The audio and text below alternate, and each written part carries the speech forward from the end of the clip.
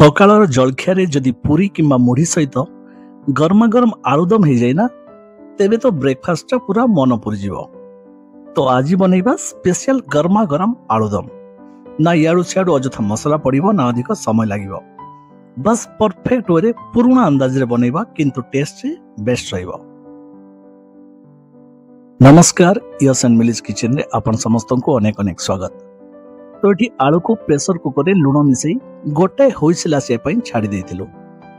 ଆଉ କୁକର ଥଣ୍ଡା ହେଲା ପରେ ୟାକୁ ଏମିତି କାଟି ରେଡି କରିନେଇଥିଲୁ। ଆଳୁଦମକୁ ବନେଇବା ପାଇଁ ଏଠି ସୋରିଷ ତେଲର ବ୍ୟବହାର କରୁଛୁ। ଏ ଯୋଉ ମସଲା ଦେଖୁଛନ୍ତି ନା, ଏଥିରୁ ଲଙ୍କା ଆଉ ତେଜପତ୍ରକୁ ଛାଡ଼ିଦେଲେ ବାକି ସବୁକୁ ହେମାଦସ୍ତା ସାହାଯ୍ୟରେ ହାଲକା ଟିକେ ଛେଞ୍ଚାଯିବ। ତ ଏଠି ପ୍ରଥମେ ଯିବ ଶୁଖିଲା ଲଙ୍କା, ତେଜପତ୍ର। ଏବେ ହେମାଦସ୍ତାରେ ଛେଞ୍ଚା ଯାଇଥିବା ମସଲାକୁ ସିଧା ଆଡ୍ କରିନେବା। ମିଠା କାଠ, ଅଳେଇଚ, ଲବଙ୍ଗ ଆଉ ଗୋଲମରିଚ।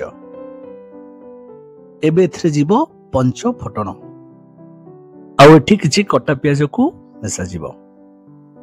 ଏବେ ସବୁକୁ ଆରାମସେ ଭଜାଯିବ, ଗୋଟେ ହାଲକା ବ୍ରାଉନ କଲର ଆସିବା ପର୍ଯ୍ୟନ୍ତ।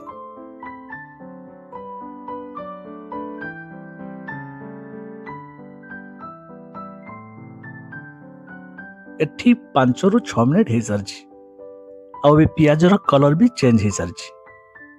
ଏବେ ଏଥିରେ ଯିବ ଅଦା ରସୁଣ ପେଷ୍ଟ,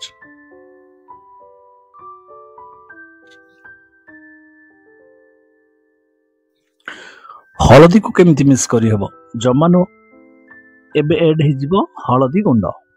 ଟମାଟୋ ମଷ୍ଟ, କାହିଁକିନା ଏଠି ପନିପରିବା ଆଉ କିଛି ନାହିଁ, କେବଳ ଆଳୁ, ତ ଟମାଟୋ ନିହାତି ଏଡ୍ ହବ।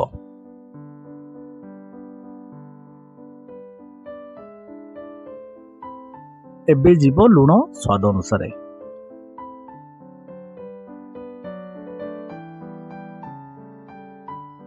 କଲର ପାଇଁ ରେଡ୍ ଚିଲି ପାଉଡର, ଆଉ ଗରମ ମସଲା। ଆଳୁଦମରେ ବାସ୍ନା ବଢେଇବା ପାଇଁ ଏଠି ଆମେ କସ୍ତୁରୀ ମେଥିର ବ୍ୟବହାର କରିବା। ୟାକୁ ଏମିତି ହାତରେ ଗୁଣ୍ଡ କରି ମିଶାଇ ନେବା।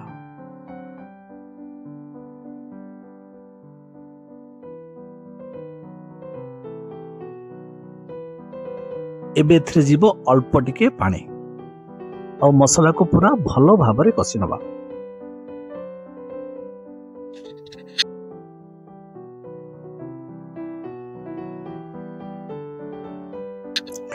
ଏବେ ମସଲାର ଚାରିପଟେ ତେଲ ଛାଡ଼ି ସାରିଲାଣି, ତାମାନେ ମସଲା ଆମର ପରଫେକ୍ଟ କଷି ହେଇସାରିଛି।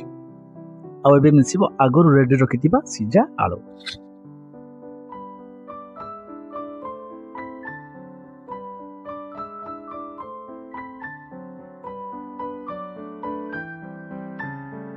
ଭଲ ଭାବରେ 3 ରୁ 4 ମିନିଟ୍ କଷି ଚାଲିବା।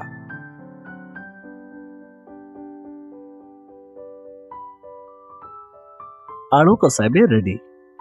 ବହୁତ ଲୋକ ଆଳୁ କଷା ଖାଇବା ପାଇଁ ପସନ୍ଦ କରନ୍ତି, ତ ଏଠି ଆପଣ ନିହାତି ଟିକେ କାଢି ନେବେ।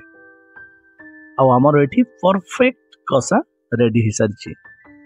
ଆଉ ଏବେ ଏଥିରେ ଯିବ ପାଣି।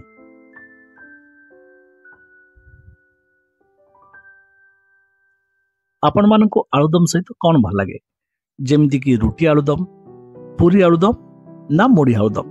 କମେଣ୍ଟରେ ନିଶ୍ଚୟ ଜଣାଇବେ। ଆପଣ ଯଦି ବାଲେଶ୍ୱର କିମ୍ବା ବାରିପଦାରୁ ଦେଖୁଥିବେ, ତ ଆଶା କରୁଛି ମୁଢ଼ି ଆଉ ଆଳୁଦମର କମ୍ବିନେସନ ମ୍ୟାକ୍ସିମମ୍ ଲୋକଙ୍କର ପସନ୍ଦ।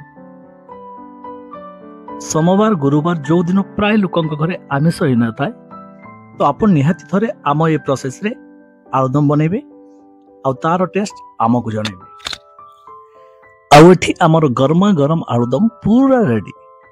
ଆଶା କରୁଛୁ ଆପଣମାନଙ୍କୁ ଆମର ଏ ସିମ୍ପଲ ରେସିପି ନିହାତି ଭଲ ଲାଗିଥିବ।